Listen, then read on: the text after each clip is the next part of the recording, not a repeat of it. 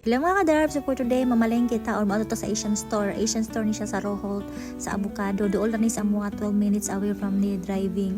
So naa diri tanan imong mga pamalitunon kung sa imong gusto pag magluto kag Filipino food unya kay magluto mo og pork sinigang. So malita. Dahil nipalit na po ko og chipi o kaning martis diyan ha. Dahil story time ng tanong sa mga uban nga na curious ingon sila mo inom ko or dili ko mainom ana kanang alcohol ba kanang ilim mo makahubog.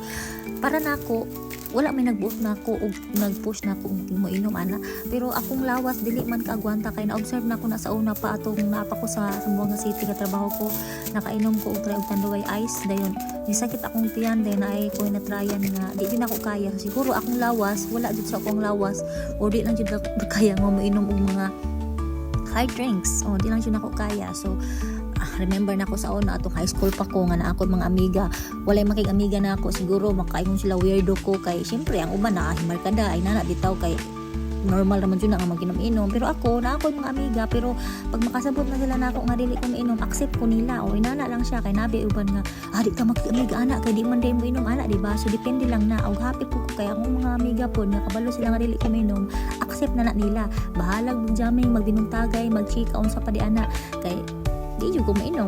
Ako ra tikaw silang pulutan pero murag luto na nila lami na kain excited na kahijir mo tilaw niya akong pork sinigang. That's it. Thank you for watching. Bye.